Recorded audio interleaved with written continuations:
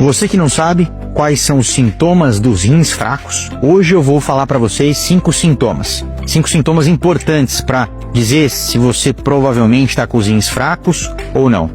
Meu nome é Marco Júnior, sou urologista aqui na região de Campinas, urologista da clínica Urocamp, especializado em cirurgias minimamente invasivas, laser e robô, estética genital masculina e andrologia. O rim é um órgão, tá, que funciona o quê? Com uma filtração. Ele filtra o nosso sangue. Ele filtra fazendo o quê? Com que faça uma eliminação de escórias, eliminação de dejetos, vamos pensar assim, de substâncias. Ele controla a nossa pressão arterial, ele aumenta a nossa eritropoetina, formação de novas células sanguíneas. Ele também faz esse controle que a gente chama de hidroeletrolítico, que tem sais no nosso organismo, sódio, potássio, cálcio, magnésio. Então ele faz esse balanço, ele consegue distribuir isso, excretar e conseguir reter esses sais e conseguir deixar a gente nesse equilíbrio dinâmico ideal. Então o rim é um mini coração. É um órgão tão importante quanto o coração. Então é importante entender que, como a gente cuida do coração, a gente também cuida do rim.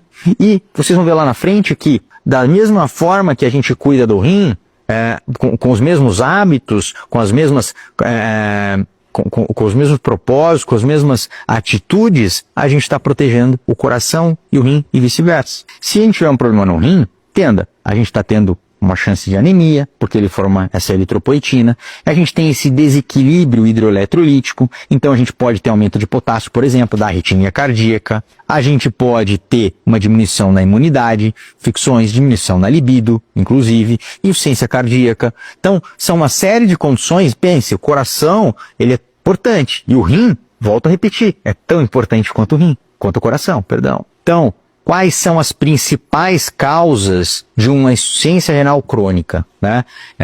As principais causas de insuficiência renal crônica são algumas delas como diabetes, hipertensão sustentada, proteinúria. Então, algumas coisas como glomerulonefrite, algumas condições que podem acometer o rim de forma crônica, cálculos. Então, o paciente tem cálculo de repetição, isso está obstruindo o trato urinário. Mas, vamos lá.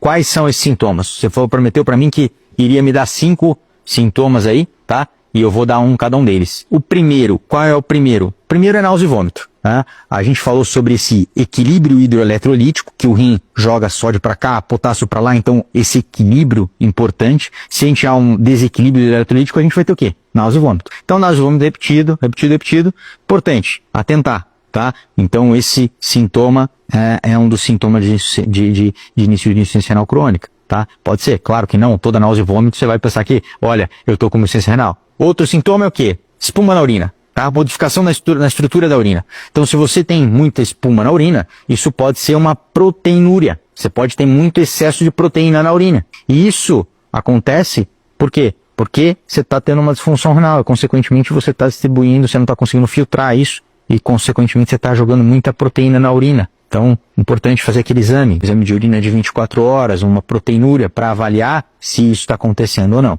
Terceiro sintoma, cãibras. Cãibras, pelo mesmo conceito do equilíbrio hidroeletrolítico, a gente pode ter aquele sintoma de cãibra. Então, é importante ficar atento a isso, tá? Se você está vendo que, olha, então a cãibra não melhora, poxa, tem que investigar. Volto a repetir, não é toda a cãibra que você vai pensar, então eu tenho um problema no rim. Calma, tá? Nós estamos conceituando aqui alguns sintomas, alguns sinais que podem refletir problema renal. Quarto sintoma, um inchaço. Lembra que a gente falou que o rim é um filtrador? Ele filtra. Se ele não está filtrando, o que está acontecendo? Você começa a inchar. E esse inchaço começa de baixo para cima. Você vai começar a ouvir um inchaço do perna, tá? Baixo da perna, vai passando do pé, passando para a perna, vai passando para o tronco. Então o paciente vai ficando naquela nasarca que a gente chama, todo inchado.